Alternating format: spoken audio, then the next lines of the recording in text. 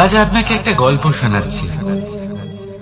একদিন এক ব্যক্তি নিজের দ্বারে লিখে দিলেন, আজ আমি ভীষণ দুঃখী, আজ আমার সাথে কেউ দেখা করতে আসবেন না। কিছুক্ষণ পরে তার এক বন্ধু এলো, সে সেই লেখা পড়ল, তাও গিয়ে তার সাথে দেখা করল। সে বলল, আমি লেখাপড়া জানি না, কিন্তু আমার বন্ধুর মনের এই বেদনা, এটা আমাকে সবসময় ডাক দেয়। এরাই হলো আসল বন্ধু। কোনো কারণে আপনি যদি দুঃখ পান, কোনো সমস্যার সমাধান না বের করতে পারেন, এই সংসার থেকে আলাদা হয়ে যেতে চান, তাও এই বন্ধু আপনার সাথেই থাকবে। সমস্যার সমাধান না দিতে পারলেও আপনার সম্বল হয়ে অবশ্যই থাকবে। হয়তো আপনার দুঃখ কম করতে পারবে না, কিন্তু আশার আলো অবশ্যই দেখাবে। যখন আপনি সংসারের থেকে আলাদা হয়ে যান, তখনও আপনার সাথে যুক্ত থাকে আপনার এই বন্ধু, আসল বন্ধু। এবারে আমরা মানুষেরা বড়ই বিচিত্র। তারা সব সময় যে কোনো জিনিসের মাহাত্ম্য দুবার বুঝতে পারে। এক, তা পাওয়ার আগে। দুই, তা হারাবার পরে। এবারে ঠিক এরকমই আমাদের বন্ধুরাও হয়। যদি আজ আপনার বন্ধুরা আপনার সাথে থাকে, তাদের প্রতি কৃতজ্ঞ থাকুন, তাদের প্রসন্ন রাখুন, তাদের মাহাত্ম্য বুঝুন। কারণ একবার আপনি এদের হারালে, অনুতাপ করলেও আর এদের ফেরত পাবেন না। তাই ভালোবাসুন, বন্ধুত্ব বজায় রাখুন, আর আমার সাথে প্রসন্ন হয়ে বলুন, রাধা রাধা।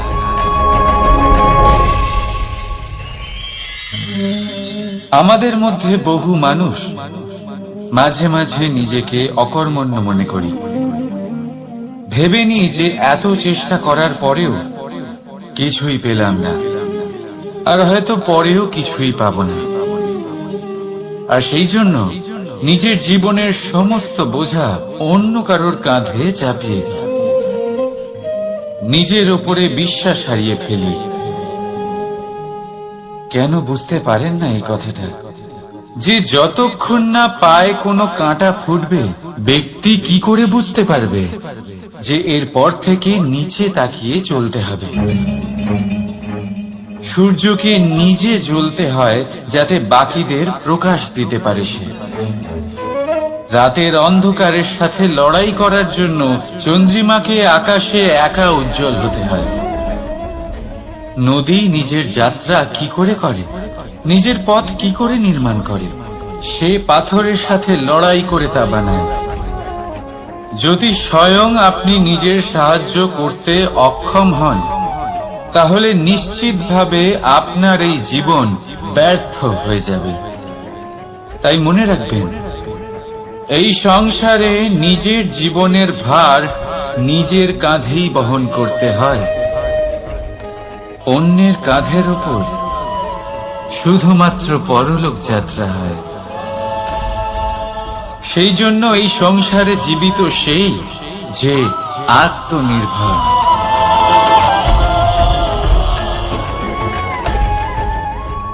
রাধা রাধা। সময়, কথায় বলে সময়ের পূর্বে কিছুই হয় না। প্রতিটা ঘটনার একটা সময় থাকে। সময়ের আগে না সূর্যোদয় হয়, আর না সূর্যাস্ত হয়।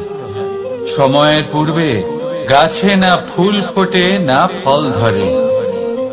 কিন্তু একটা কথা ভেবে দেখুন, যদি বর্ষা আসার আগে কৃষক ভূমিকে না প্রস্তুত করে, বীজ রোপণ না করে, তাহলে কি ফসল ফলবে?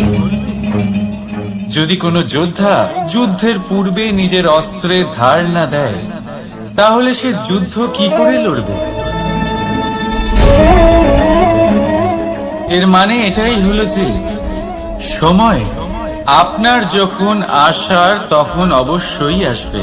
কিন্তু ততক্ষণ এটাও গুরুত্বপূর্ণ যে আপনি নিজেকে তার জন্য তৈরি রাখুন। কারণ এই সুযোগ, এই কথাটা শুনতে যত ছোট, এটা আসেও ততটা কম সময়ের জন্য, তারপর চলেও যায়। এবার যদি সুযোগ আপনার হাতে আসে আর আপনি তার জন্য তৈরি না থাকেন, তাহলে আপনি সাফল্য কি করে পাবেন? তাই আপনি সঠিক সময়ের জন্য অপেক্ষা করুন, সেই সুযোগের জন্য অপেক্ষা করুন, কিন্তু ততক্ষণ নিজের চেষ্টার দ্বারা নিজেকে আরো সক্ষম করে তুলুন, কারণ সাফল্য আপনার জন্য অপেক্ষা করছে, শুধু আপনি তার জন্য তৈরি থাকুন। রাধা রাধা। কথা মানুষের পাওয়া সবচেয়ে অদ্ভুত উপহার। এই কথাই মানুষকে এই সংসারের সমস্ত প্রাণীর থেকে ভিন্ন করে তোলে, সংসারের সবচেয়ে উপরে নিয়ে যায়। এই কথার কারণেই আমরা একে অপরের সাথে ভাব আদান প্রদান করি। আমি আমার মনের ভাবনা অন্য কাউকে ব্যক্ত করতে পারি, অন্য কেউ তাদের ভাবনা আমাকে ব্যক্ত করতে পারে। এই কথাই আমাদের সবচেয়ে বড় ঢাল। এবারে দেখুন, আপনি নিশ্চয়ই লক্ষ্য করেছেন, কারোর কথা মধুর হলে লোকে তাকে ভালোবাসে, তাকে নিজের বন্ধু বানায়। সেইভাবে যদি কারোর কথা কঠোর হয়, তাহলে লোকে তাকে ঘৃণা করে, তাকে নিজের শত্রু মনে করে। এই কথাই ভাষা হয়ে আমাদের ইতিহাস রচনা করে। তবে আমরা কি সত্যি বাণীর বিষয়ে অতটাই ভাবি যতটা আমাদের ভাবা উচিত? ভেবে দেখুন, মানুষের কথা বলতে শিখতে কত সময় লাগে। কোনো বালক 1.5 বছর বয়সে কথা বলতে শেখে, কেউ 2 বছরে, কেউ 3। এবার দেখুন, মানুষ 1.5 বছর বয়সে কথা বলতে শিখে গেলেও তার কি বলা উচিত এটা সারা জীবনেও শিখতে পারে না। এর উপরে মনোনিবেশ করুন, এটা বোঝবার চেষ্টা করুন কি বলা উচিত। নিজের কথা শুদ্ধ করুন, নিজের কথা মধুর করুন, আর সেই মধুরতার সাথে আমার সঙ্গে বলুন, রাধা রাধা। এই লক্ষ্য আসলে কি? এই লক্ষ্য তাই যা আমরা পেতে চাই। এই সংসারে সুখী কে হয়? সুখী সেই যে তার লক্ষ্য পেয়ে গেছে। দুঃখী কে হয়? দুঃখী সেই যে তার লক্ষ্য এখনো পায়নি। এবারে প্রশ্ন এখন এটাই যে লক্ষ্য সবাই পেতে চায়, লক্ষ্য পাওয়ার জন্য সবাই প্রাণপণ চেষ্টাও করে, তাহলে সবাই তাদের লক্ষ্যে পৌঁছতে পারে না কেন?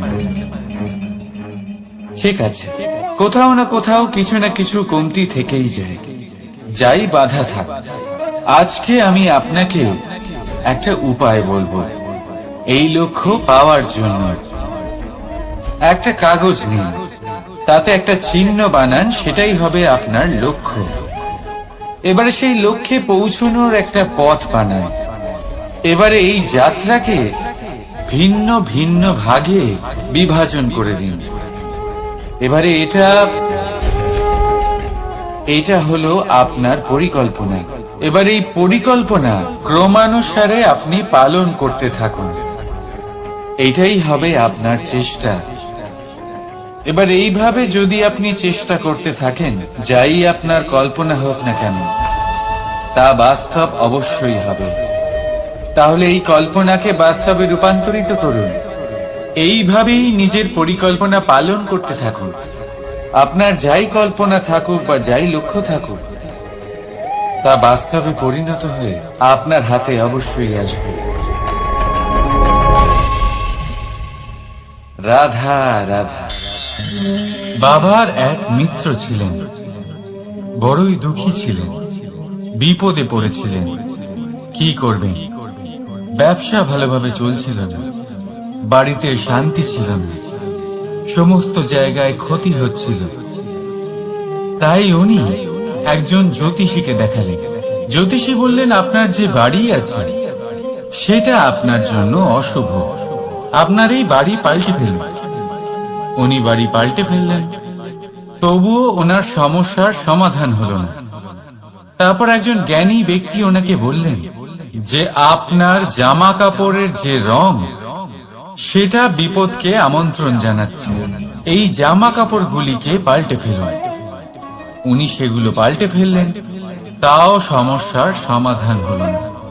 আবার একজন জ্ঞানী ব্যক্তি বললেন যে আপনার আশেপাশে যে মানুষজন রয়েছে তারা এটা চায় না যে আপনি সফল হন, তারা আপনার ক্ষতি চায়, তাদের সাথে সমস্ত সম্পর্ক ভেঙে ফেলুন। তো উনি সম্পর্ক ভেঙে ফেললেন, কিন্তু তাতেও ওনার জীবনে কোনো পরিবর্তন এলো না। তার মানে তিনি বাড়ি পাল্টালেন, জামা কাপড় পাল্টালেন, সম্পর্ক পাল্টালেন, যেটা পাল্টালেন না তা হলো স্বভাব। এই যে স্বভাব, এটা অত্যন্ত গুরুত্বপূর্ণ। এই স্বভাবই আপনার ব্যক্তিত্ব তৈরি করে। তাই নিজের স্বভাব শুধরে ফেলুন, তাতে ভালো পরিবর্তন আনুন, সবকিছু ভালোই হবে। রাধা রাধা। ক্রোধ। লোকে বলে যে এই ক্রোধ পাপেরই মূল, কিন্তু সত্যি কি এই ক্রোধ পাপের মূল? একটু ভেবে দেখুন, এই ক্রোধ বাস্তবে আসলে কি? এই ক্রোধ একটা অনুভূতি যা আপনার মধ্যে হঠাৎই অসীমিত তেজ সঞ্চালন করে। এবারে আমি আপনাকে কিছু উদাহরণ দিচ্ছি যাতে আপনি বুঝতে পারেন যে ক্রোধ আপনার জন্য ভালো কি না। যদি কারোর সাথে অন্যায় হয় আর এটা দেখে আপনার ক্রোধ হয়, আর এই ক্রোধ আপনাকে তার সাহায্য করতে প্রেরণা যোগায়, তাহলে এই ক্রোধ অবশ্যই ভালো। যদি কোথাও আপনি দেখেন যে কোনো নারীর উপরে অত্যাচার হচ্ছে আর সেটা দেখে আপনার ক্রোধ হয়, আর এই ক্রোধ আপনাকে তার সাহায্য করতে সাহস যোগায়, তাহলে এই ক্রোধ অবশ্যই ভালো। যদি এই সংসারে কোথাও আপনি কোনো অনৈতিক কাজ বা ছলনা দেখেন আর আপনার তাতে ক্রোধ না হয়, কিছুই অনুভব করেন না, তাহলে এটা কাপুরুষতা। তার মানে এটাই যে আপনি আপনার মনুষ্যত্ব হারিয়ে ফেলেছেন। তাই এটা বোঝার চেষ্টা করুন, আপনার ক্রোধের তেজের ব্যবহারের উপরে নির্ভরশীল হল এই ক্রোধ আপনার জন্য পাপের সমান, নাকি এই ক্রোধ আপনার জন্য পুণ্যের স্থাপক। রাধা রাধা। মোহ। শাস্ত্রে লেখা আছে যে মোহ শুধু সেই ব্যক্তিকেই নয়, বরং সেই আরেক ব্যক্তিকেও বিনাশ করে দেয় যার ওপরে সেই মোহ আছে। এবারে লোকে কি করেন, এই শাস্ত্রে লেখা কথাগুলি শুধু শাব্দিক অর্থে নেন। এই মোহ দেখুন, এটা শুভ হতে পারে, শুধু এর রূপ ভিন্ন ভিন্ন হয়, এটা ভালো করে বুঝতে হবে। এবারে মোহ যদি কোনো বস্তুর উপরে থাকে তাহলে তা লালসা হয়ে যায়। মোহ কোনো বিশেষ ব্যক্তির উপরে হয়ে গেলে তা প্রেম নয়, আকর্ষণ হয়ে যায়। মোহ কোনো চাহিদার উপরে হয়ে গেলে তা বাসনা হয়ে যায়। মোহ বিজয়ের উপরে হয়ে গেলে তা কুণ্ঠা হয়ে যায়। মোহ নিজের সংস্কৃতির উপরে হলে আপনাকে সংস্কৃতির রক্ষক বানায়। যদি এই মোহ নিজের গুণের উপরে হয় তাহলে সেই শিল্প দ্বারা আপনি এই সংসারে অদ্ভুত সব কাজ করতে পারবেন। এবারে এটা আপনার উপরে নির্ভরশীল যে এই মোহকে আপনি সৃজনের আধার বানাতে চাইবেন, নাকি বিনাশের অস্ত্র বানাতে চাইবেন?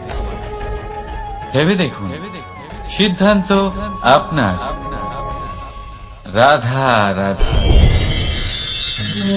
অভিমান, আত্মসম্মান, অহংকার, দেখতে গেলে এই তিনটি শব্দ ভিন্ন ভিন্ন, কিন্তু এর মূল আধার একই, আত্মসম্মান। এবার যদি কথা বলি আপনার শরীরে, আপনার সংস্কৃতি, আপনার সম্পর্কে, তাহলে অভিমান থাকা স্বাভাবিক।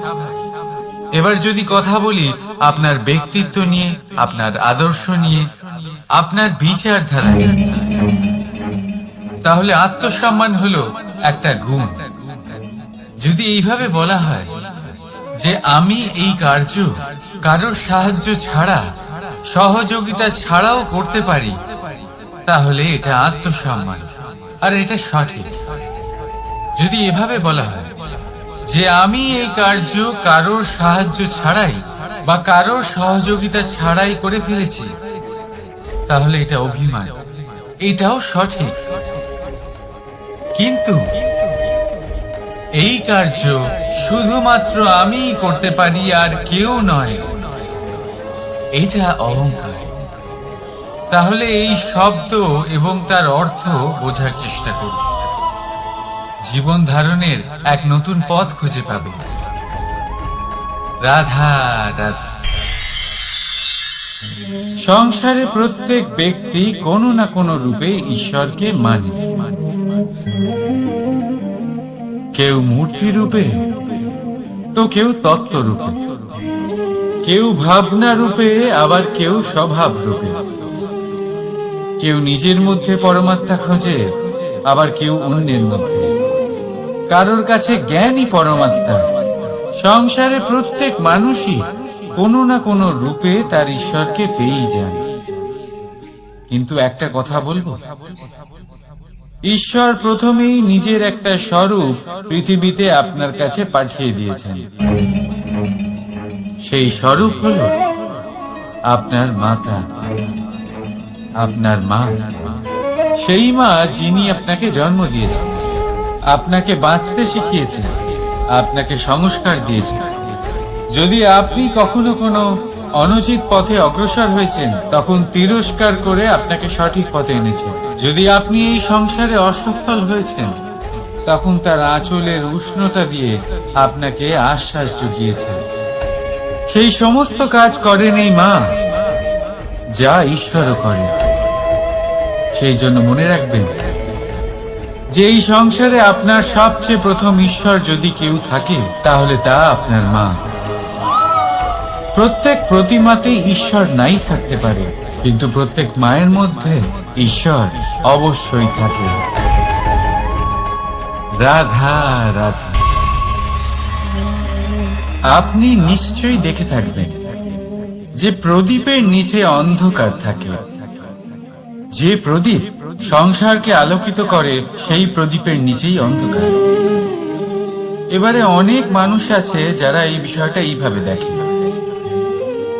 যে ব্যক্তি নিজের সমস্যার সমাধান করতে পারে না, আর গোটা সংসারকে উপদেশ দেয়। কিন্তু এটা দেখার আরো একটা দৃষ্টিভঙ্গি আছে, আর সেটা হচ্ছে যে স্বয়ং জ্বলে সংসারকে আলোকিত শুধু সেই করতে পারে যা রাধার বড়ই শীতল হয়। এই সংসারের পথপ্রদর্শক সেই হতে পারে, এই সংসারকে দিশা সেই দেখাতে পারে যার মধ্যে সন্তোষ আর ধৈর্য শক্তি আছে। এবারে দেখুন, এটা অত্যন্ত গুরুত্বপূর্ণ বিষয় যে বিবেক তখনই কাজ করে যখন মন শান্ত থাকে, যখন মন শীতল থাকে। তাই যদি আপনি এই জীবনে কোনো বড় কর্ম করতে চান, তাহলে সর্বপ্রথম আপনার এই মনকে, এই বিবেককে, এই হৃদয়কে, এই আধারকে, এই ভূমিকে শীতল রাখতে শিখুন। ধৈর্য ধরুন। সংসারে এমন কিছু নেই যা আপনি করতে পারবেন না। রাধা রাধা। এই প্রদীপ দেখতে পাচ্ছেন আপনি, নিজেও জ্বলে আর এই বাতিকেও জ্বালিয়ে রাখে, আর এই সংসারকে প্রদান করে প্রকাশ। অন্ধকারাচ্ছন্ন ব্যক্তিকে প্রদান করে আশার আলো। কিন্তু এটা কখনো ভাবে না যে সেই মাটি কেমন হবে যা দিয়ে এটা তৈরি করা হয়েছে, সেই কুমোর কেমন হবে যে একে আকার দিয়েছে। ভাবে না যে একে কিনেছে তার বাড়ি কেমন হবে, তা কতটা সুসজ্জিত। কিচ্ছু নয়, শুধু এই সংসারকে প্রকাশ প্রদান করে। আর হয়তো সেই জন্যই প্রদীপকে এত ভালোবাসা হয়। সে নিজের বা অন্যের বাড়ি দেখে কখনোই জ্বলে না, সে জ্বলে শুধু অন্ধকারের সাথে লড়াই করে। তাই আপনি নিজের ব্যবহার এই প্রদীপের মতো করে তুলুন। নিজের পরিচয় সরিয়ে নিঃস্বার্থভাবে কর্ম করে যান, আর নিজের জন্য এক নতুন, এক বিশাল, এক অদ্ভুত পরিচয় তৈরি করুন। রাধা রাধা। এই সংসারে প্রত্যেক ব্যক্তি বড় কিছু করতে চায়, এমন কিছু যা এই সংসারে কেউ আগে কখনো করেনি। এমন জায়গায় পৌঁছতে চায় যেখানে এর আগে কেউ কখনো পৌঁছতে পারেনি। আর কেউ এতে সফলতা অর্জন করে, কিন্তু কিছু মানুষ অসফল হয় কেন? এটাই আমার প্রশ্ন। না তো তাদের ইচ্ছেতে কোনো কমতি থাকে, না কমতি থাকে তাদের চেষ্টায়। তাহলে কেন এরা পিছিয়ে পড়ে? এর উত্তর বড়ই সরল। এই সংসার। আপনাদের বলি কিভাবে। আপনারা সকলে সংসারে মহান কাজ করতে চান, সেই মান, সেই সম্মান পেতে চান যা এর আগে কেউ কখনো পায়নি। কিন্তু আপনার সমস্যা এটাও যে এই কাজে সংসার আপনার সাথে থাকছে না। বড়ই অদ্ভুত ব্যাপার। দেখুন, ভুলে যান গোটা সংসারকে, জীবনে একা একা এগিয়ে চলুন। গঙ্গোত্রী থেকে যখন একটি জলের ফোঁটা বেরোয় তখন সেটা শুধু এক বিন্দু জল।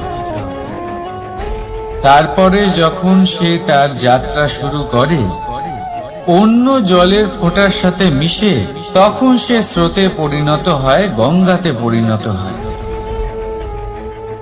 যদি আপনি জীবনে এগোতে চান তাহলে একলা এগোতে শিখুন, নির্ভীক হয়ে, সাহসের সাথে।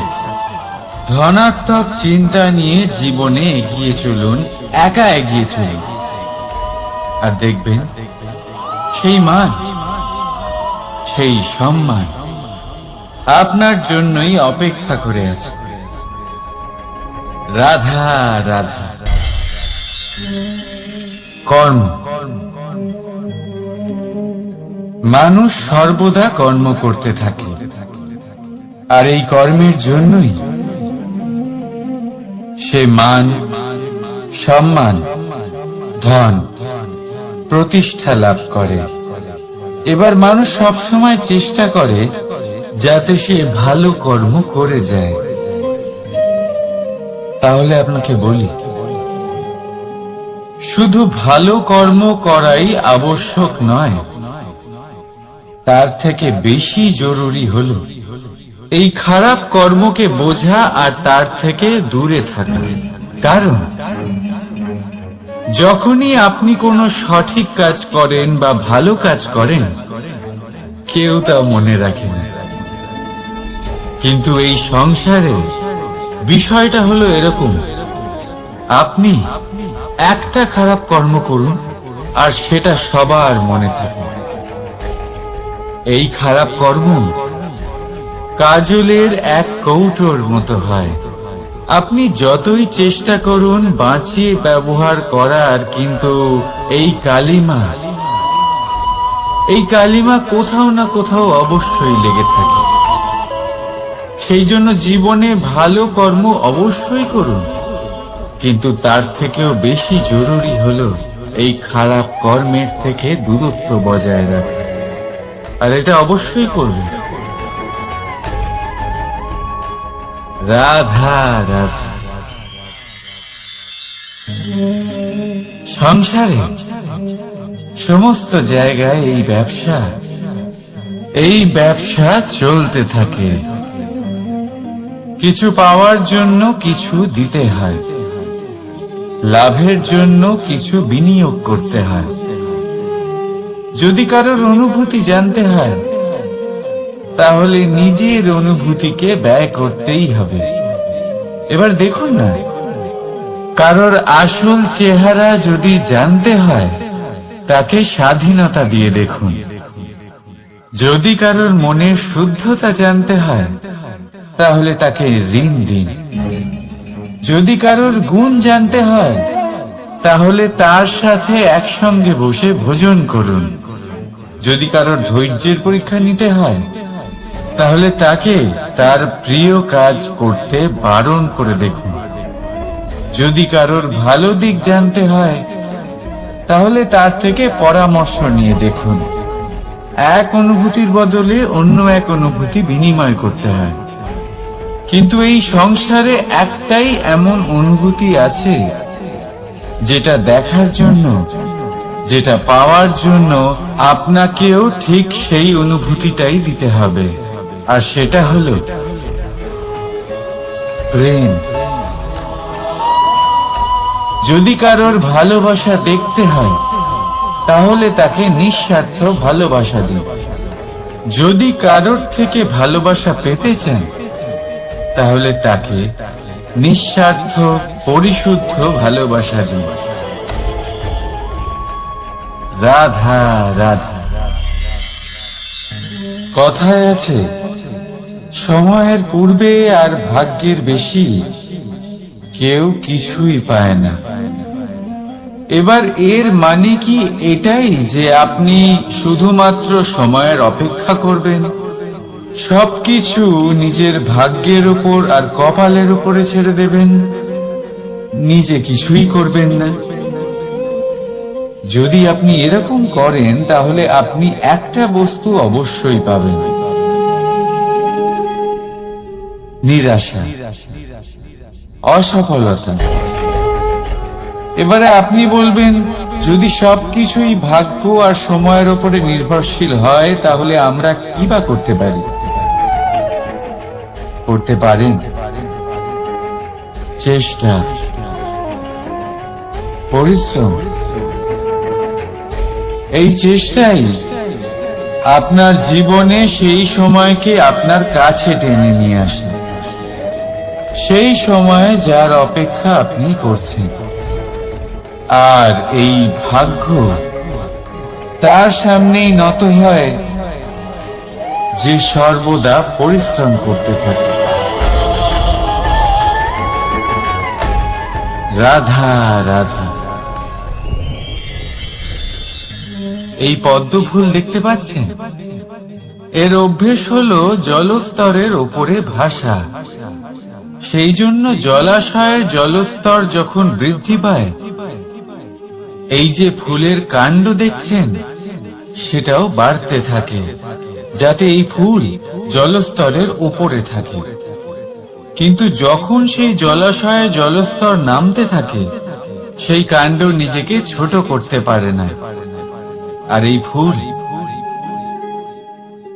নিজের ভারে নিজেই ভেঙে পড়ে। এবার এটা আমাদের সাথেও হয়।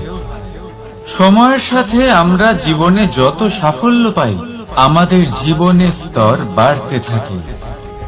আর যখন আমাদের সংস্থান কমতে থাকে, আমরা সেই জীবন স্তর ছাড়তে পারি না, আর শেষ পর্যন্ত সেই জীবন স্তরের কারণেই ভারাক্রান্ত হয়ে শেষ হয়ে যায়। সেই জন্য যদি কিছু রাখতে হয় তাহলে তা হলো দৃষ্টিভঙ্গি। সাধারণভাবে জীবন যাপন করতে শিখুন, সময়ের চক্রও আপনাকে মাত দিতে পারবে না। রাধা রাধা।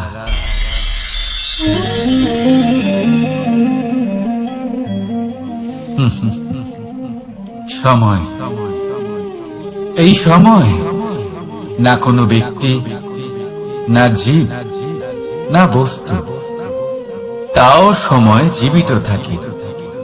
এই সময় না জল, না অগ্নি, আর না বায়ু, কিন্তু তাও আমাদের জীবনের আধার। এই সময় দেখতে গেলে মানুষ এই সময়ের হাতের খেলনা। কখনো আমাদের সময় ভালো হয়, আবার কখনো খারাপ। কেউ সময় আসার প্রতীক্ষা করে, আবার কেউ সময় যাওয়ার প্রতীক্ষা করে, কিন্তু এই সময় কারোর হাতে ধরা দেয় না। এই সময় যা কেউ দেখতে পায় না, এটা সবাইকে সবকিছু দেখিয়ে যায়।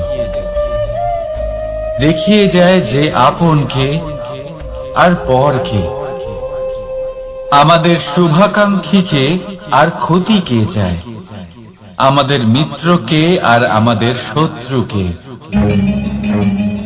এই সময় আপনাকে দেখায় যে আপনি কতটা শক্তিশালী, সেই সময় আপনাকে দেখিয়ে যাবে আপনি কতটা দুর্বল। এই সময় সব কিছু দেখিয়ে যায়। তাই এই সময় যা এতটা শক্তিশালী, তা আমরা নষ্ট কেন করি? ভেবে দেখুন। এবারে উঠুন আর এই সময়ের সম্পূর্ণ ব্যবহার করুন, এই সময়ের সদ্ব্যবহার করুন, কারণ এই সময়কে ব্যবহার করাটাই আপনার হাতে রয়েছে, আর কিচ্ছু না। আর এই সময় একবার বয়ে গেলে তখন যাই করুন না কেন, কখনো ফেরত আসবে না। সময়ের সদ্ব্যবহার করুন আর সবার মধ্যে আনন্দ ছড়ান। আর আসুন আমার সাথে ভালোবেসে বলুন, রাধা রাধা।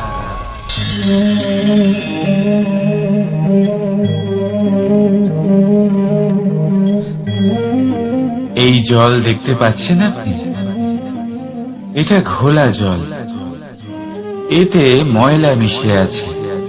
কিন্তু যদি আপনি এটা কিছুক্ষণ এমনি ফেলে রাখেন, তাহলে দেখবেন এই ময়লা আপনা থেকেই নিচে থিতিয়ে পড়বে।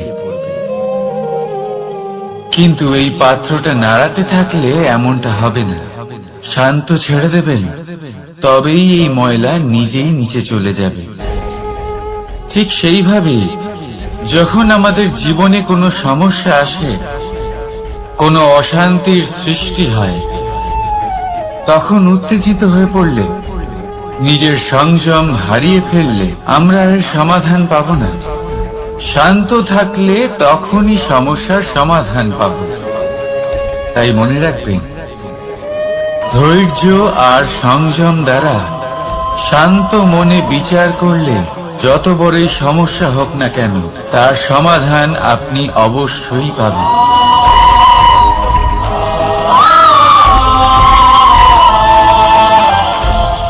কারণ অশান্তির সমাধান শুধুমাত্র শান্তি। রাধা রাধা। প্রজাপতি আকাশে উড়ে বেড়ায়, সে সুন্দর ফুলের রস আস্বাদন করে, উন্মুক্ত উড়ে বেড়ায়, কিন্তু তারও বিপদ কম কিছু নেই। যেমন হলো পতঙ্গ, জন্তু। এই প্রজাপতিকে নিজের আহার করে নেয়, তাকে এদের থেকে সাবধানে থাকতে হয়। সত্য হলো এটাই যে এই প্রজাপতি ততদিনই সুরক্ষিত থাকে যতদিন এদের পাখনা বৃদ্ধি পায় না।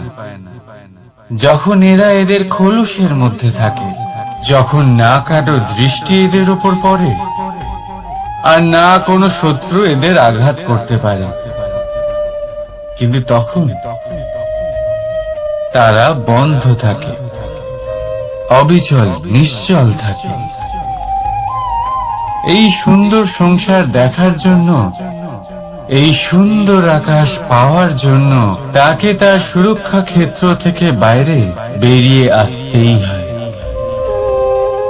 আর এটাই জীবনের নিয়ম। মানুষের সাথেও ঠিক এরকমই হয়। যদি মানুষ বিশ্রাম আর সুরক্ষা এদের বন্ধন থেকে না বেরোয়, তাহলে সে জীবিত অবশ্যই থাকবে, কিন্তু জীবন ধারণ করতে পারবে না। কারণ যদি জীবনে বড় কিছু করতে হয়, বড় কোনো কিছু পেতে হয়, সাফল্যের শিখর অবধি পৌঁছতে হয়, তাহলে সর্বপ্রথম আপনাকে নিজের সুরক্ষা ক্ষেত্র থেকে বেরিয়ে আসতেই হবে। এই আরামকে ত্যাগ করতেই হবে। তবেই আপনি সফল হতে পারবেন। তবেই আপনি এই প্রজাপতির মতো আকাশে উড়ে বেড়াতে পারবেন।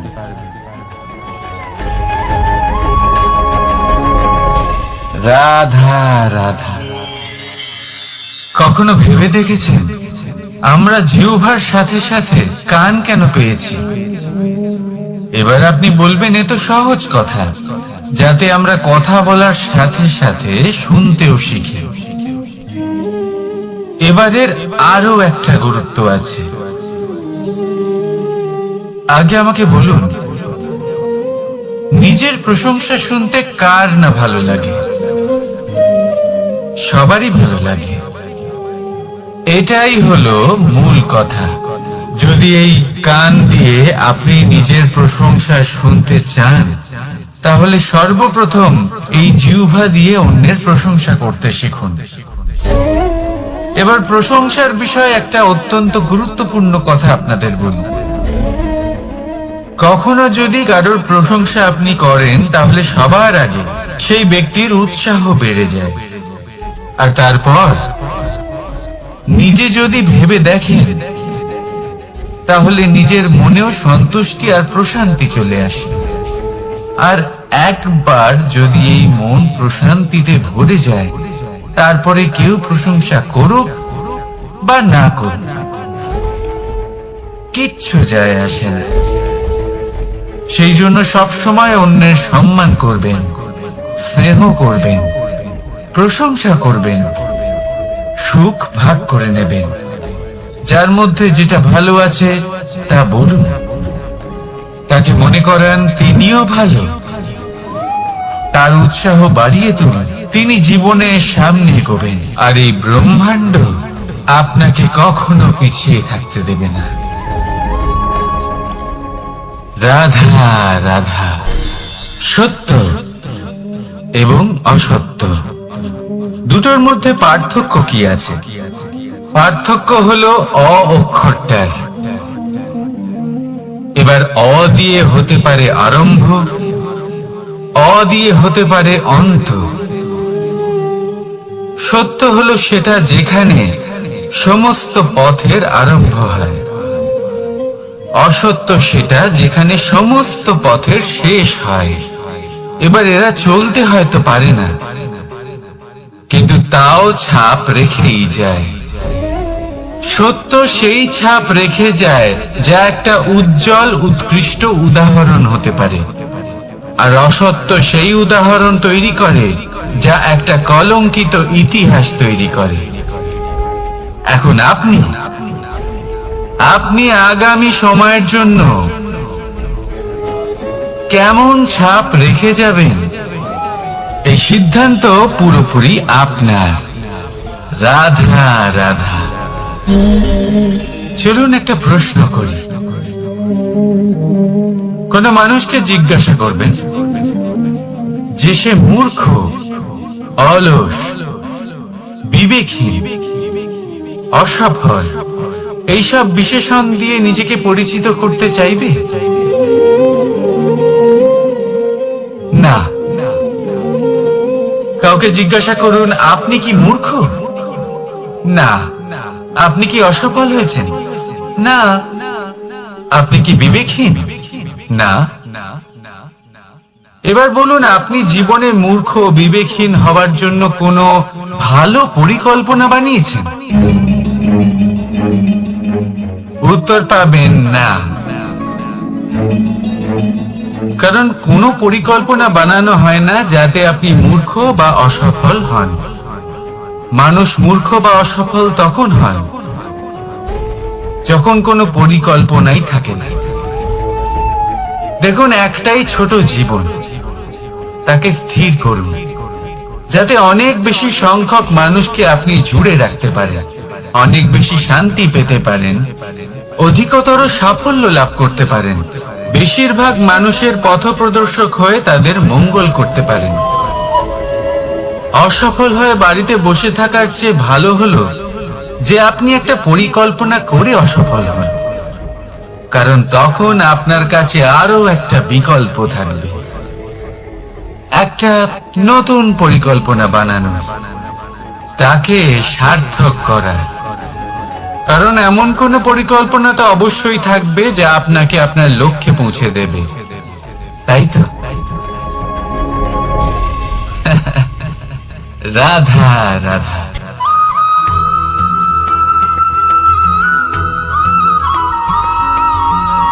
কেউ বলে জীবন খুব ক্ষণস্থায়ী, কেউ বলে জীবন হলো একটা সুন্দর স্বপ্নের মতো, আবার কেউ বলবে জীবন হলো এক কঠোর সত্য। কিন্তু জীবন আসলে কি? জীবন হলো আপনারই প্রতিবিম্ব, একটা দর্পণ। অর্থাৎ আপনি জীবনকে সেইভাবেই পাবেন যেরকম আপনি নিজেকে প্রতিপন্ন করবেন। যদি আপনি দর্পণের দিকে তাকিয়ে হাসেন, তাহলে আপনি সামনে হাসি মুখী দেখতে পাবেন। এবার যদি আপনি গম্ভীর হয়ে থাকেন, তাহলে আপনি একজন রুষ্ট ব্যক্তি দেখতে পাবেন। শেষে সবথেকে বেশি গুরুত্বপূর্ণ হলো আপনার চেষ্টা। আপনাকে সবসময় চেষ্টা করতে হবে যাতে আপনি নিজেকে প্রসন্ন এবং ইতিবাচক মনোভাবে রাখেন। এটা হলো আপনারই উত্তরদায়িত্ব, তাকে পালন করুন। এই মনকে প্রসন্ন রাখুন, এই সংসারকে সুন্দর বলে মনে হবে। আর এই মন প্রসন্ন হয়ে বলবে, রাধা রাধা।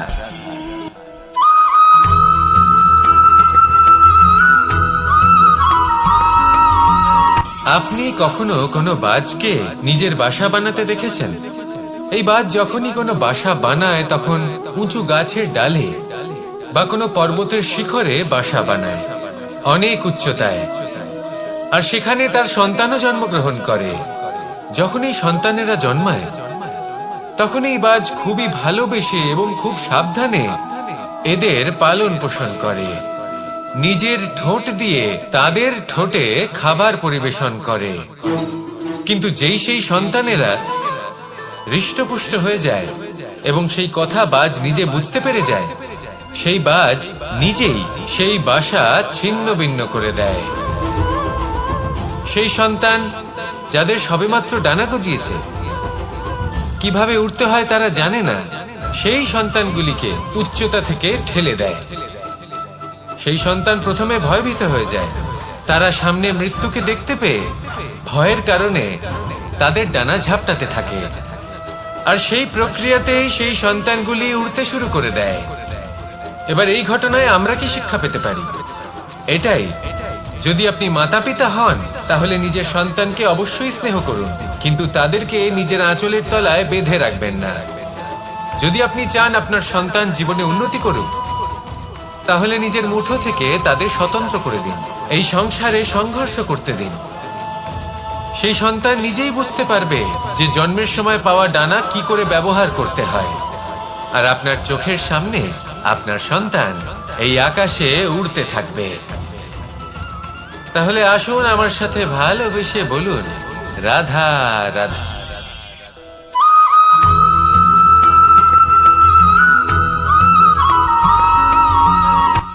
এই সংসারে সাফল্য লাভ করার জন্য জ্ঞানের প্রয়োজন হয়, পরিশ্রমের প্রয়োজন হয়, দৃঢ় নিষ্ঠার প্রয়োজন হয়, নিরন্তর চেষ্টা করা প্রয়োজনীয়। কিন্তু আরো কিছু আছে যা অত্যন্ত প্রয়োজনীয় এবং গুরুত্বপূর্ণ। তা হলো ভালো বন্ধু, তাদের থাকা অত্যন্ত প্রয়োজনীয়। যদি ভালো বন্ধু থাকে তাহলে সময় এলে তারা ঢাল হয়ে আপনাকে সুরক্ষা করবেন। সময় এলে অস্ত্রের মতো শত্রুকে সংহারও করবেন। যদি তিনি জ্ঞানী হন, তাদের মধ্যে সদ্গুণ থাকে, তাহলে এই সব গুণ আপনার মধ্যেও প্রবেশ করবে। তাহলে সাফল্যের জন্য ভালো বন্ধু পাওয়া অত্যন্ত প্রয়োজনীয়। কিন্তু শুধু বন্ধু কেন, ভালো শত্রুও থাকা প্রয়োজনীয়। এবার আপনি ভাববেন, আমি কি বললাম?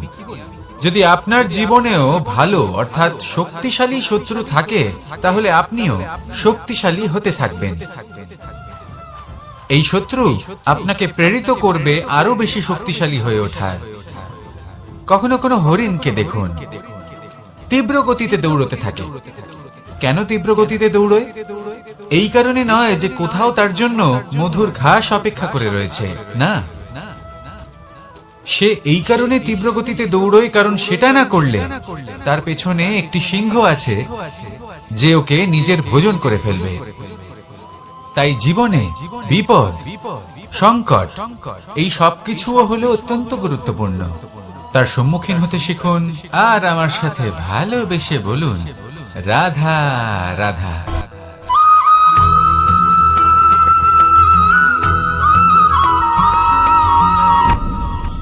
আপনি কি কখনো কোনো জলের ধারা দেখেছেন?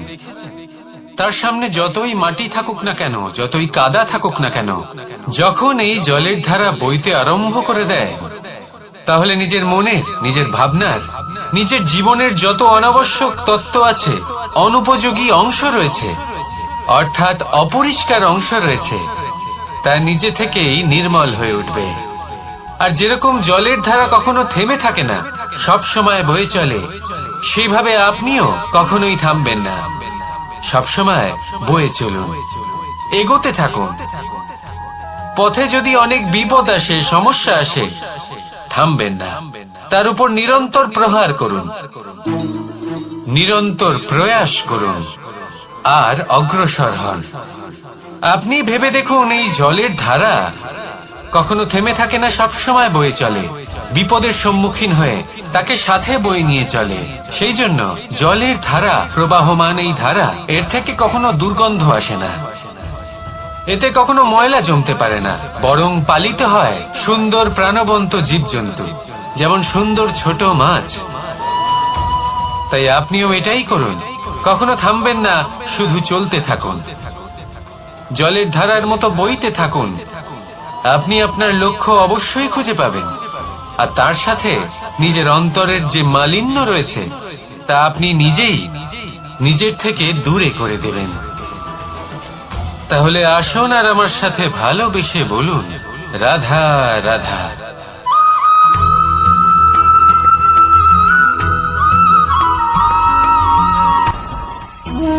ভোজন। এবার ভোজন সংগ্রহ করার জন্য মানুষ কি না করেন, সব সময় চেষ্টা করতে থাকেন। ফসল উৎপাদনের জন্য অনেক পরিশ্রম করতে থাকেন, কিন্তু অনেক সময় অনেক পরিশ্রম করার পরেও ফসল ভালো উৎপাদন হয় না। এর কারণ কি?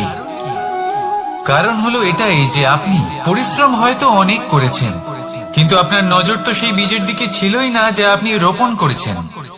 সেই জন্য সব সময় কোনো বীজ রোপণ করার আগে তাকে পরখ করে দেখুন, তা অত্যন্ত আবশ্যক।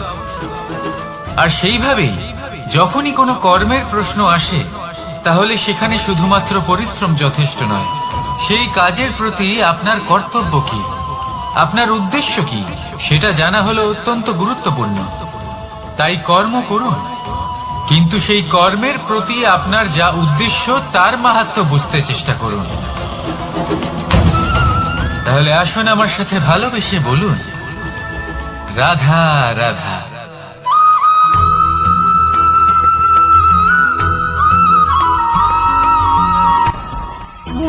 ভোজন। এবার ভোজন সংগ্রহ করার জন্য মানুষ কি না করেন, সব সময় চেষ্টা করতে থাকেন। ফসল উৎপাদনের জন্য অনেক পরিশ্রম করতে থাকেন, কিন্তু অনেক সময় অনেক পরিশ্রম করার পরেও ফসল ভালো উৎপাদন হয় না। এর কারণ কি? কারণ হলো এটাই যে আপনি পরিশ্রম হয়তো অনেক করেছেন, কিন্তু আপনার নজর তো সেই বীজের দিকে ছিলই না যা আপনি রোপণ করেছেন। সেই জন্য সব সময় কোনো বীজ রোপণ করার আগে তাকে পরখ করে দেখুন, তা অত্যন্ত আবশ্যক। আর সেইভাবেই যখনই কোনো কর্মের প্রশ্ন আসে, তাহলে সেখানে শুধুমাত্র পরিশ্রম যথেষ্ট নয়, সেই কাজের প্রতি আপনার কর্তব্য কি, আপনার উদ্দেশ্য কি, সেটা জানা হলো অত্যন্ত গুরুত্বপূর্ণ। তাই কর্ম করুন, কিন্তু সেই কর্মের প্রতি আপনার যা উদ্দেশ্য তার মাহাত্ম্য বুঝতে চেষ্টা করুন। তাহলে আসুন আমার সাথে ভালোবেসে বলুন, রাধা রাধা।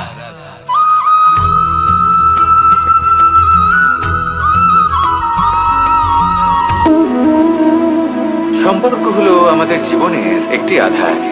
কিছু সম্পর্ক এমন যা আমরা জন্মসূত্রে লাভ করি, যেমন পরিবার, মা, বাবা। কিছু সম্পর্ক আছে যা আমরা জীবনে অর্জন করে থাকি, তা সে প্রেমের হোক, স্নেহের হোক বা বন্ধুত্বের। এই সকল সম্পর্ক লাভ করার বা গড়ে তোলার 5টি ধাপ রয়েছে। প্রথম ধাপ, কোনো ব্যক্তির সাথে আলাপ হওয়া, তার সাথে কথা বলা বা তাকে দেখা। দ্বিতীয় ধাপ, সে ব্যক্তিকে আমাদের ভালো লাগা। তৃতীয় ধাপ, আমাদের এটা চাইতে শুরু করা যে জীবনে এই ব্যক্তি যেন আমাদের বন্ধু হন, আমাদের জীবনে থাকেন, বা আমাদের কাউকে ভালোবেসে ফেলা। আর এটা আমাদের ভাবা বা চাওয়া যে সেই ব্যক্তি যেন আজীবন আমার সাথে থাকেন, আমার জীবনে আমার সাথী হয়ে। চতুর্থ ধাপ, লাভ করা। এবার এই ধাপটি অনেক মানুষের পক্ষেই খুবই সরল হয়, বড়ই সরলভাবে নিজেদের সঙ্গীকে লাভ করে থাকেন। কিছু মানুষের জন্য এই ধাপ অত্যন্ত কঠিন হয়ে থাকে। অনেক প্রতিকূল পরিস্থিতির উপর জয়লাভ করে তারা সঙ্গীকে লাভ করেন, কিন্তু লাভ অবশ্যই করেন। এরপরে আসে পঞ্চম, অন্তিম এবং সব থেকে গুরুত্বপূর্ণ ধাপ। সেটা হলো সেই সম্পর্ক পালন করা। এটা হলো এমন এক বিষয় যা প্রত্যেক মানুষের শেখা উচিত। যদি ব্যক্তি নিজের জীবনে সম্পর্ক রক্ষা করতে শিখে যান, তবে প্রত্যেক সম্পর্ক তার জীবনকে স্বর্গ করে তুলবে। আসুন আর আমার সাথে ভালোবেসে বলুন, রাধা রাধা।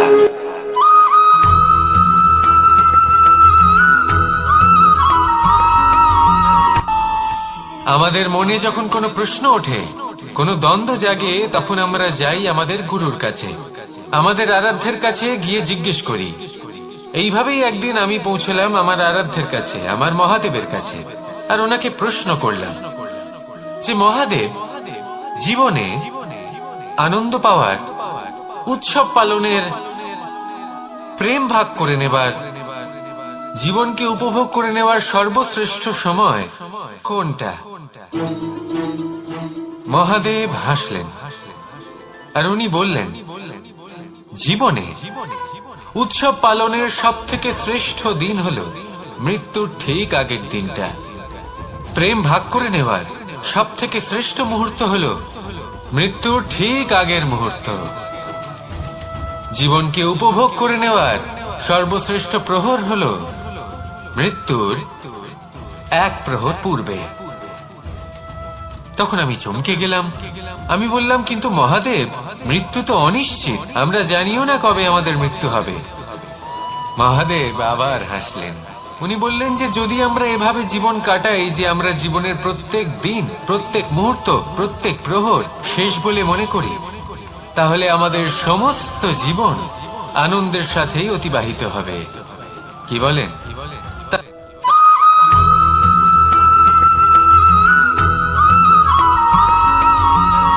এই সংসারে কোনো বস্তু হোক বা ব্যক্তি হোক, তার একার গুরুত্ব কিন্তু খুব বেশি নয়। একটা উদাহরণ হিসেবে বৃষ্টির ফোঁটাকে ভেবে দেখুন।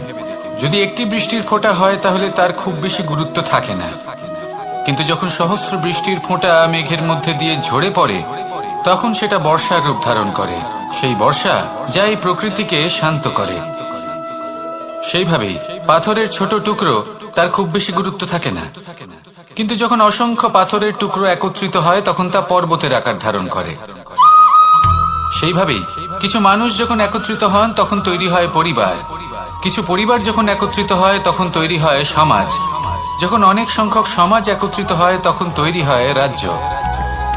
এবার এই রাজ্যের সব থেকে গুরুত্বপূর্ণ ব্যক্তি হতে পারেন রাজা, কিন্তু তাও সেই রাজা একা কিছু করতে পারেন না।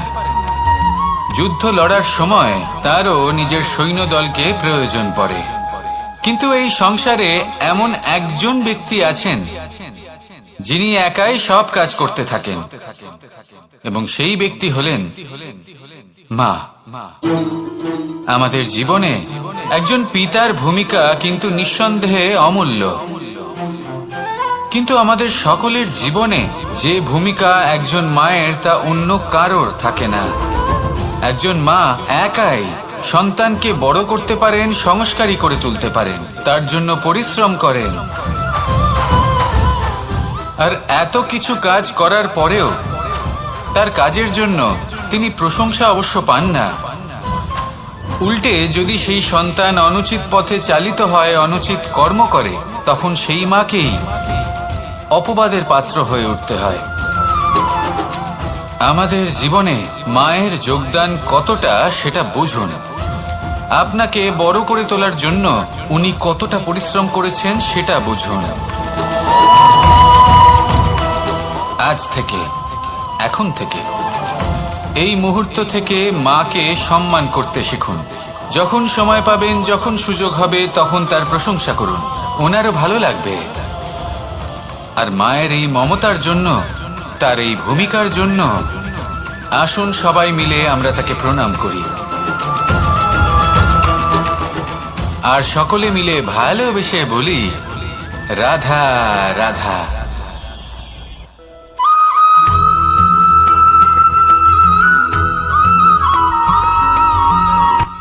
এই সংসারে সাফল্য লাভ করার জন্য জ্ঞানের প্রয়োজন হয়, পরিশ্রমের প্রয়োজন হয়, দৃঢ় নিষ্ঠার প্রয়োজন হয়, নিরন্তর চেষ্টা করা প্রয়োজনীয়।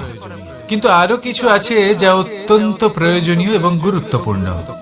তা হলো ভালো বন্ধু। তাদের থাকা অত্যন্ত প্রয়োজনীয়। যদি ভালো বন্ধু থাকে তাহলে সময় এলে তারা ঢাল হয়ে আপনাকে সুরক্ষা করবেন। সময় এলে অস্ত্রের মতো শত্রুকে সংহারও করবেন। যদি তিনি জ্ঞানী হন, তাদের মধ্যে সদ্গুণ থাকে, তাহলে এই সব গুণ আপনার মধ্যেও প্রবেশ করবে। তাহলে সাফল্যের জন্য ভালো বন্ধু পাওয়া অত্যন্ত প্রয়োজনীয়।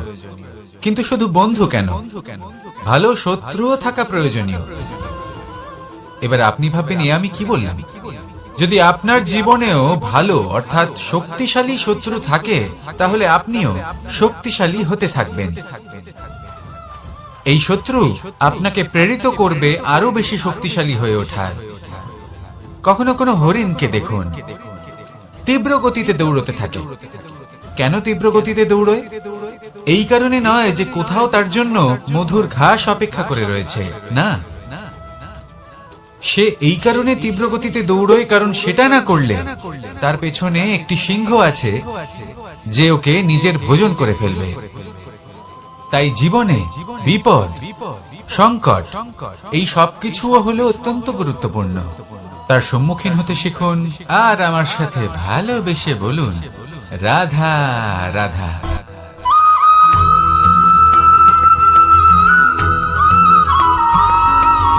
কথায় আছে, প্রত্যেক পুত্র তার পিতার প্রতিচ্ছবি হয়, আর সমস্ত প্রতিচ্ছবি চায় যেন সে তার অস্তিত্ব প্রাপ্ত করতে পারে। পুত্র চায় সে যেন তার পিতার মতো হয়, বা কখনো কখনো তার থেকেও শ্রেষ্ঠ হয়। সেটা কোনো অনুচিত ব্যাপার নয়। অনুচিত তখন হয় যখন পুত্র নিজের পিতার মতো হবার স্বপ্ন পূরণ করতে গিয়ে বা তার থেকেও শ্রেষ্ঠ হওয়ার স্বপ্ন পূরণে অনুচিত পথের আশ্রয় নেয়। কারণ তারপরে সে তার পিতার গুণগুলি আত্মসাৎ করতে চায় না।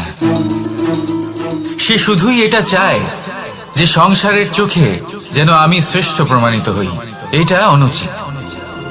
সংসারে এমন অনেক মানুষ আছেন যারা এই কারণে শ্রেষ্ঠ হওয়ার চেষ্টা করেন যাতে তার পরিবারের, তার পিতার সম্মান বৃদ্ধি পায়।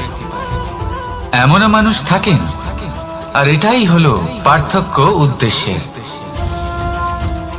মনে রাখবেন, যদি আপনার উদ্দেশ্য শুভ হয় তাহলে পথও শুভ হবে। যদি আপনার উদ্দেশ্য অশুভ হয় তাহলে পথও অশুভ হবে। তাহলে নিজের পিতার মতো হবার চেষ্টা অবশ্যই করুন, তার থেকেও শ্রেষ্ঠ হওয়ার চেষ্টা অবশ্যই করুন, কিন্তু মনে রাখবেন আপনার সংকল্প আর আপনার উদ্দেশ্য এই দুই শুভ হওয়া উচিত। তাহলে আসুন আর আমার সাথে ভালোবেসে বলুন, রাধা রাধা।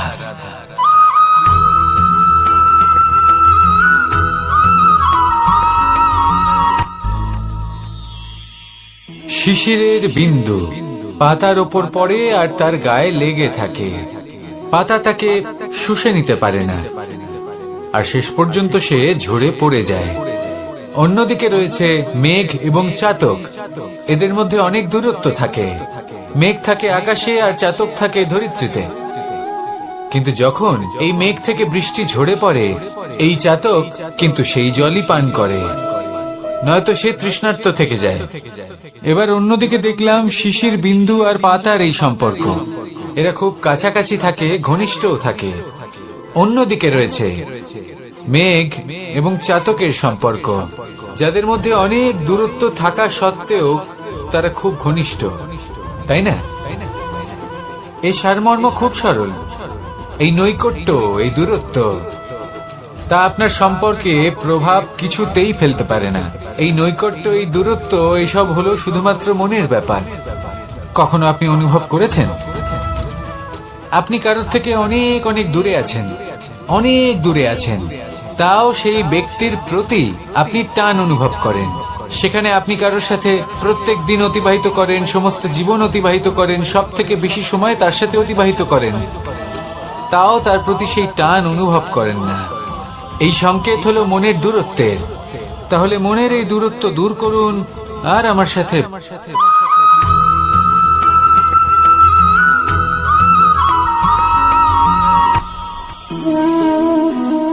শক্তি এক অত্যন্ত বিচিত্র বস্তু, বা বলতে পারেন অনুভূতি। পিতা সবসময় চান যেন তিনি তার শক্তি পুত্রকে। আসুন আপনাকে সহজে বোঝাই। যদি আপনি সুপাত্র হন আর আপনাকে শক্তি দেওয়া হয়, তাহলে আপনি সেই শক্তির গুরুত্ব বুঝবেন, কোথায় সেই শক্তি প্রয়োগ করা উচিত সেটা বুঝবেন। আর এটা যেহেতু অর্জন করা শক্তি হবে, সেই শক্তির অপব্যবহার হবে না। কিন্তু যদি এই আপনি কুপাত্র হন আর যদি আপনাকে এই শক্তি দেওয়া হয়, তাহলে কি হবে? দেখতে গেলে এই শক্তি আপনি দান হিসেবে পেয়েছেন, তাই না? আপনি এই শক্তির গুরুত্ব বুঝবেন আর না এর প্রয়োগ আপনি জানবেন। তার অপব্যবহার হওয়া সুনিশ্চিত। তাই যদি আপনি কোনো শক্তি অর্জন করতে চান, তাহলে আগে তার যোগ্য হয়ে উঠুন। পুত্র নয়, পাত্র হয়ে উঠুন। আর আমার সাথে ভালোবেসে বলুন, রাধা রাধা।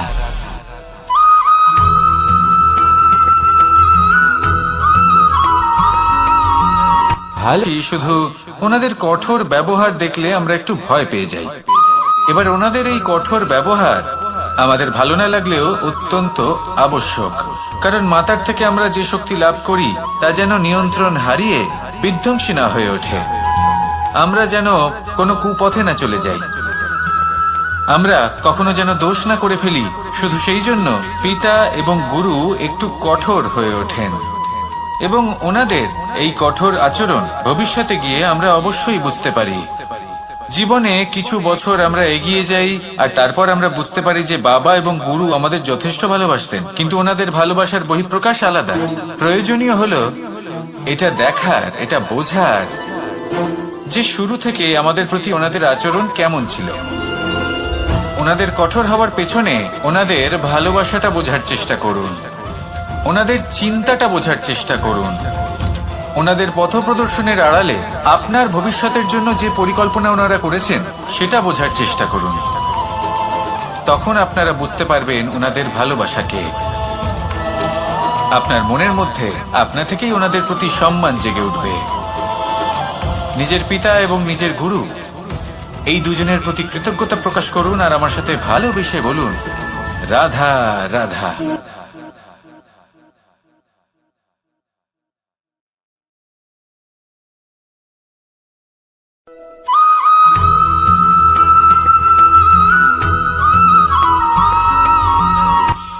কখনো কোনো বাগানের কোনো বৃক্ষকে দেখেছেন যেখানে সুগন্ধি ফুল থাকে, রসালো ফল থাকে? তখন মন প্রফুল্ল হয়ে ওঠে, মন থেকে সেই বৃক্ষের প্রতি ভালোবাসা জন্মায়। কিন্তু যিনি বাগানের মালিক, শুধুমাত্র তিনিই জানেন যে কিভাবে এই বৃক্ষকে আগলে রাখতে হয়, কিভাবে তার পরিচর্যা করলে এতে সুন্দর সুগন্ধি ফুল হবে, রসালো ফল হবে। কখনো কখনো প্রয়োজনের থেকে বেশি রোদ পেলে এই বৃক্ষগুলি শুকিয়ে যায়, প্রয়োজনের থেকে কম রোদ পেলেও এই বৃক্ষ কিন্তু শুকিয়ে যায়। প্রয়োজনের থেকে কম জল যদি পায়, এই বৃক্ষ শুকিয়ে যেতে পারে। প্রয়োজনের থেকে অতিরিক্ত জল যদি পায়, তখনও এই বৃক্ষের শিকড়গুলি নষ্ট হয়ে যেতে পারে। এবার এটাই কিন্তু আমাদের সংসারের সাথেও হয়। আমাদের সংসারের সকল প্রতিভাশালী ব্যক্তি, যেমন লেখক, বিচারক, প্রবক্তা, যোদ্ধা, এদের সবার ক্ষেত্রে এই কথাটাই প্রযোজ্য। যদি বেশি প্রশংসা করা হয়, তাহলেও এরা হারিয়ে যাবেন। প্রয়োজনের থেকে বেশি যদি নিন্দা করা হয়, তখনও তারা নত হয়ে পড়বেন।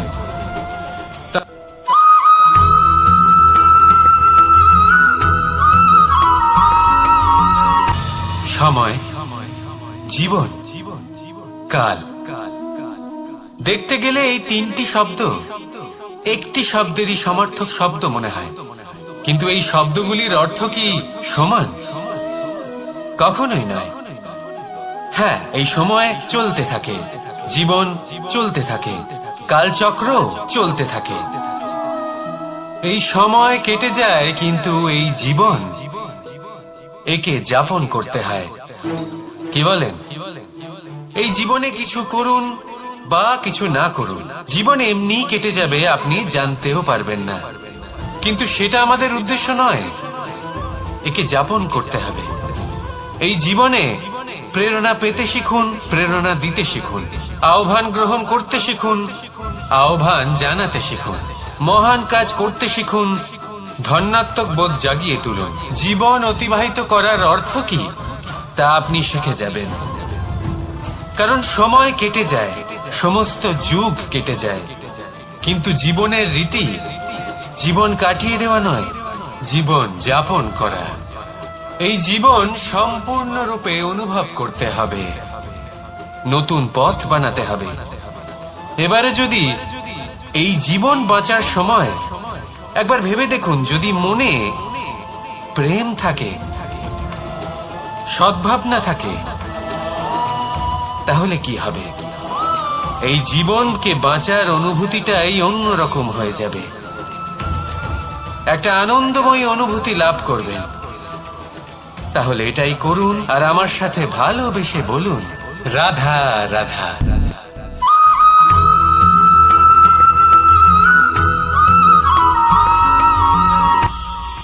এটা হলো ধান গাছ। এর থেকে যে চাল উৎপন্ন হয় তা মানুষ গ্রহণ করেন। আর এটা কি? এ হলো জংলি ঘাস। একবার ভেবে দেখুন, যদি এই জংলি ঘাস ধান গাছের আশেপাশে থাকে, তাহলে কি হবে? ধান উৎপন্ন হতে পারবে? তা উৎকৃষ্ট হতে পারবে? আমরা কি তা গ্রহণ করতে পারবো? কখনোই নয়। এই জংলি ঘাস ধানকে নষ্ট করে দেবে, কিন্তু নিজে জীবিত থাকবে। এটাই হলো আজকের শিক্ষা। এই সংসারে যদি আপনি নীতির পথে চলতে চান, উচিত কর্ম করতে চান, সংসারকে সেবা করতে চান, তাহলে জংলি ঘাসের মতো ব্যক্তিদের থেকে সবসময় দূরে থাকতে হবে। সেই ব্যক্তি যারা দুর্নীতি এবং মিথ্যা দ্বারা পরিপূর্ণ, যাদের ব্যবহার অশুভ, যাদের অনেক অশুভ গুণ রয়েছে, তারা সঠিক নয়। সেই সকল ব্যক্তি যাদের চরিত্র অত্যন্ত দুষ্ট হয়, তারা হয় শুভ চরিত্রের ব্যক্তিকে একদম নষ্ট করে দেয়, নয় নিজের মতো বানিয়ে তোলে। তাই যদি আপনি নীতির পথে চলতে চান, এই সংসারের জন্য শুভ কর্ম করতে চান, তাহলে সেই সঙ্গ লাভ করুন যে সঙ্গ জ্ঞানে পরিপূর্ণ, যাদের মধ্যে অনেক গুণ আছে, যাদের থেকে প্রতিদিন কিছু শিখতে পারবেন। এমন ব্যক্তির সাথে জীবন অতিবাহিত করুন, দুরাচারীদের থেকে দূরে থাকুন। তবেই এই মন প্রসন্ন হয়ে বলবে, রাধা রাধা।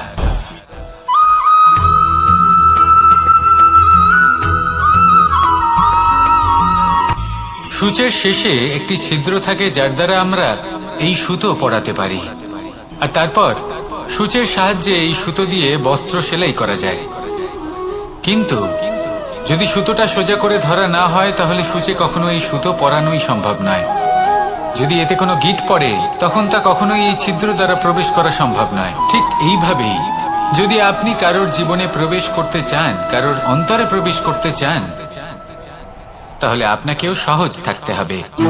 এতে কোনো গিঁট থাকলে চলবে না, অর্থাৎ মনে যাতে কোনো মালিন্য না থাকে, যেন কোনো কুচিন্তা না থাকে। যদি এসব থাকে তাহলে আপনি কখনো কারোর জীবনে প্রবেশ করতে পারবেন না। আর যদি কোনোভাবে আপনি প্রবেশ করেও যান তাহলে তার মনে ঘর করতে পারবেন না। নিজেকে এই সুতোর মতন করে তুলুন, সহজ। মনে যেন কোনো কুচিন্তা না থাকে, সবার প্রতি যেন সদ্ভাবনা থাকে, শুভ চিন্তা থাকে। এমনটা করতে থাকুন।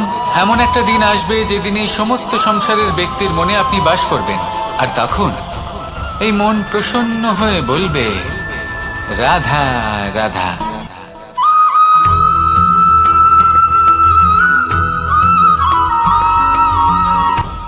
আপনি কখনো পর্বতের শিখরে উঠেছেন? আপনি দেখতে পাবেন পর্বতের পদতলে প্রচুর সুন্দর ফুল রয়েছে, সবুজ বনানী রয়েছে।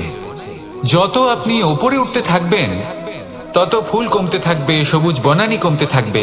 আরো কিছুটা ওপরে উঠলে কাঁটা জাতীয় গাছ দেখতে পাবেন, শুকনো গাছ দেখতে পাবেন। আরো যদি ওপরে ওঠেন তাহলে পাষাণ দেখতে পাবেন। আরো ওপরে উঠলে হিমখণ্ড দেখতে পাবেন। এই যে পর্বত, তা মনুষ্য জীবনের সব থেকে উত্তম উদাহরণ। মানুষ যখন সাফল্যের শিখরে পৌঁছতে চান, মহানুভবতার শিখরে পৌঁছতে চান, পথে যত আস্তে আস্তে উপরে উঠতে থাকেন ততই ভৌতিক বস্তু তার থেকে বিচ্ছিন্ন হতে থাকে। যদি তিনি সেই ভৌতিক বস্তুগুলি ত্যাগ না করতে পারেন তাহলে কখনোই সেই স্থানে পৌঁছতে পারবেন না। আর মানুষ যদি উচিত ত্যাগ করতে পারেন, পথে অগ্রসর হতে থাকেন, এগোতে থাকেন, তাহলে একদিন না একদিন তিনি মহানুভবতার, জ্ঞানের, সাফল্যের হিমের স্বাদ অবশ্যই লাভ করবেন। মনে রাখবেন, মানব জীবনের ত্যাগ হলো অত্যন্ত গুরুত্বপূর্ণ অংশ। আসুন আমার সাথে ভালোবেসে বলুন, রাধা রাধা।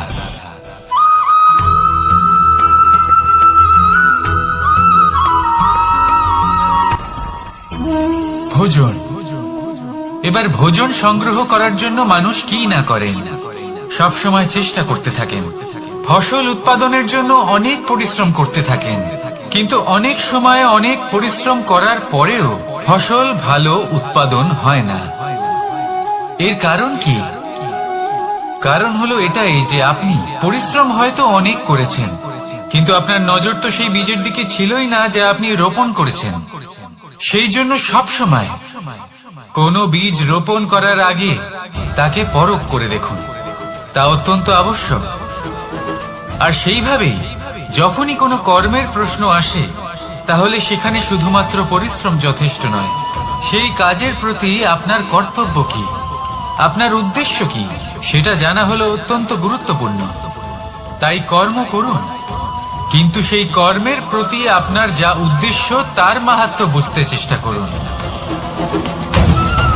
তাহলে আসুন আমার সাথে ভালোবেসে বলুন, রাধা রাধা।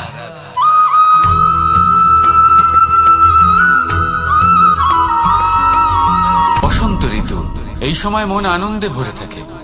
এমন মনে হয় যেন আমরা আকাশে বিচরণ করতে চলে যাই, কিন্তু সেটা তো সম্ভব নয়। সেই জন্য হয়তো আমরা ঘুড়ি ওড়াই, এই ঘুড়িকে নিজেদের প্রতিরূপ মনে করে। এবার অনেক মানুষ আছেন যারা ঘুড়ি ওড়ান, কিন্তু এই কর্মের সারমর্ম কি সেটা কজন বুঝতে পারেন? আপনি এটা মনে করুন যে আপনি হলেন সেই ঘুড়ি, আর এই সুতো যিনি ধরে রয়েছেন তিনি হলেন পরমাত্মা।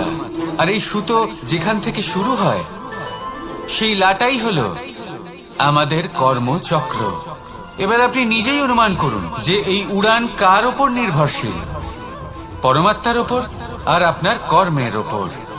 যদি পরমাত্মা আপনার হাত ধরে থাকেন, আপনার সাথে থাকেন, যদি আপনি শুভ কর্ম করতে থাকেন, আপনি এই আকাশে উড়তে থাকবেন। কিন্তু কোথাও কোথাও যদি পরমাত্মার সাথে এই বন্ধন ছিন্ন হয়, আপনার কর্মচক্র খারাপ হয়ে যায় বা থেমে যায়, তাহলে আপনার এই ঘুড়ি কেটে যাবে আর দূরে কোনো গাছের ডালে গিয়ে আটকে যাবে। তাই শুধুমাত্র ঘুড়ি ওড়াবেন না, তার থেকে শিখুন। পরমাত্মার সাহচর্যে থাকুন, সবসময় শুভ কর্ম করতে থাকুন আর সবসময় এই আকাশে উড়তে থাকুন। আসুন আর আমার সাথে ভালোবেসে বলুন, রাধা।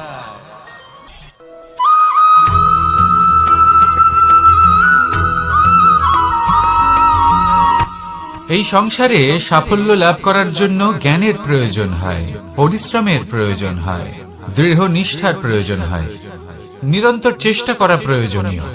কিন্তু আরো কিছু আছে যা অত্যন্ত প্রয়োজনীয় এবং গুরুত্বপূর্ণ। তা হলো ভালো বন্ধু। তাদের থাকা অত্যন্ত প্রয়োজনীয়। যদি ভালো বন্ধু থাকে তাহলে সময় এলে তারা ঢাল হয়ে আপনাকে সুরক্ষা করবেন। সময় এলে অস্ত্রের মতো শত্রুকে সংহারও করবেন।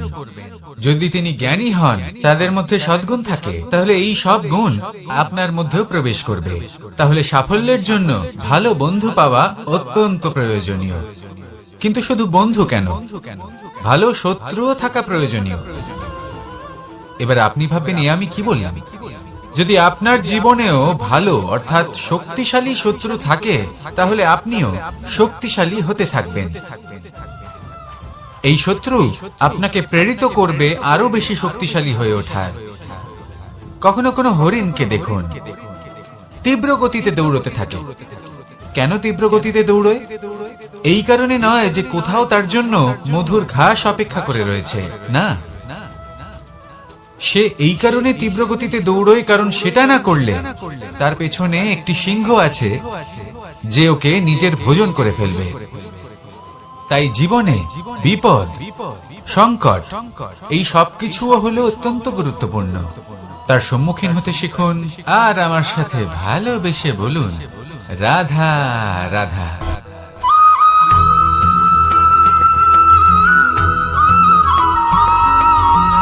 ভালো, শুধু ওনাদের কঠোর ব্যবহার দেখলে আমরা একটু ভয় পেয়ে যাই।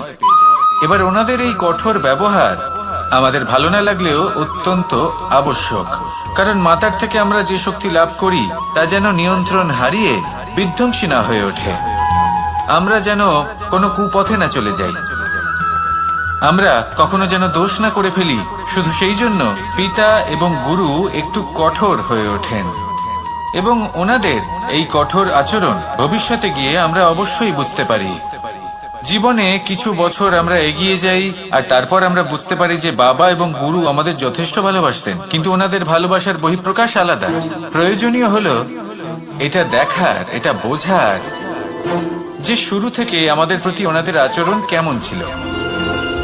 ওনাদের কঠোর হওয়ার পেছনে ওনাদের ভালোবাসাটা বোঝার চেষ্টা করুন, ওনাদের চিন্তাটা বোঝার চেষ্টা করুন, ওনাদের পথপ্রদর্শনের আড়ালে আপনার ভবিষ্যতের জন্য যে পরিকল্পনা ওনারা করেছেন সেটা বোঝার চেষ্টা করুন। তখন আপনারা বুঝতে পারবেন ওনাদের ভালোবাসাকে। আপনার মনের মধ্যে আপনা থেকেই ওনাদের প্রতি সম্মান জেগে উঠবে। নিজের পিতা এবং নিজের গুরু এই দুজনের প্রতি কৃতজ্ঞতা প্রকাশ করুন আর আমার সাথে ভালোবেসে বলুন, রাধা রাধা।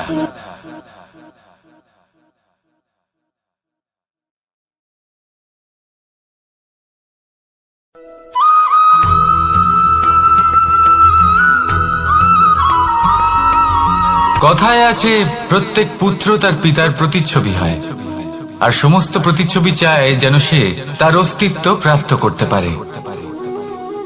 পুত্র চায় সে যেন তার পিতার মতো হয় বা কখনো কখনো তার থেকেও শ্রেষ্ঠ হয়।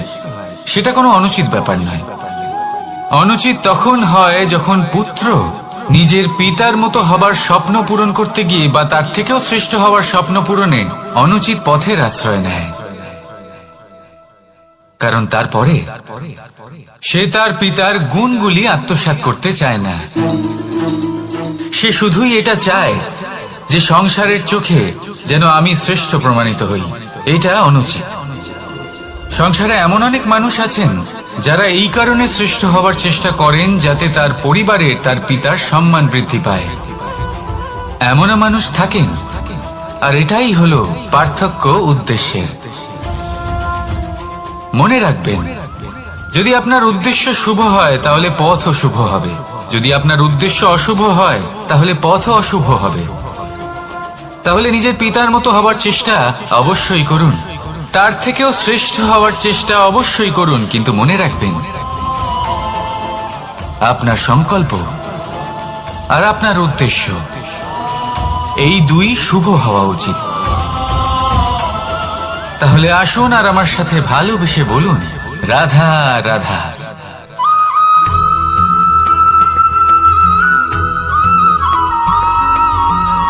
আপনি কখনো কোনো বাজকে নিজের বাসা বানাতে দেখেছেন? এই বাজ যখনই কোনো বাসা বানায় তখন উঁচু গাছের ডালে বা কোনো পর্বতের শিখরে বাসা বানায়, অনেক উচ্চতায়, আর সেখানে তার সন্তানও জন্মগ্রহণ করে। যখন এই সন্তানেরা জন্মায় তখন এই বাজ খুবই ভালোবেসে এবং খুব সাবধানে এদের পালন পোষণ করে, নিজের ঠোঁট দিয়ে তাদের ঠোঁটে খাবার পরিবেশন করে। কিন্তু যেই সেই সন্তানেরা হৃষ্টপুষ্ট হয়ে যায় এবং সেই কথা বাজ নিজে বুঝতে পেরে যায়, সেই বাজ নিজেই সেই বাসা ছিন্ন ভিন্ন করে দেয়। সেই সন্তান যাদের সবেমাত্র ডানা গজিয়েছে, কিভাবে উঠতে হয় তারা জানে না, সেই সন্তানগুলিকে উচ্চতা থেকে ঠেলে দেয়। সেই সন্তান প্রথমে ভয়ভীত হয়ে যায়, তারা সামনে মৃত্যুকে দেখতে পেয়ে ভয়ের কারণে তাদের ডানা ঝাপটাতে থাকে, আর সেই প্রক্রিয়াতেই সেই সন্তানগুলি উড়তে শুরু করে দেয়। এবার এই ঘটনায় আমরা কি শিক্ষা পেতে পারি? এটাই, যদি আপনি মাতা পিতা হন তাহলে নিজের সন্তানকে অবশ্যই স্নেহ করুন, কিন্তু তাদেরকে নিজের আঁচলের তলায় বেঁধে রাখবেন না। যদি আপনি চান আপনার সন্তান জীবনে উন্নতি করুক, তাহলে নিজের মুঠো থেকে তাদের স্বতন্ত্র করে দিন, এই সংসারে সংঘর্ষ করতে দিন। সেই সন্তান নিজেই বুঝতে পারবে যে জন্মের সময় পাওয়া ডানা কি করে ব্যবহার করতে হয়, আর আপনার চোখের সামনে আপনার সন্তান এই আকাশে উড়তে থাকবে। তাহলে আসুন আমার সাথে ভালোবেসে বলুন, রাধা রাধা।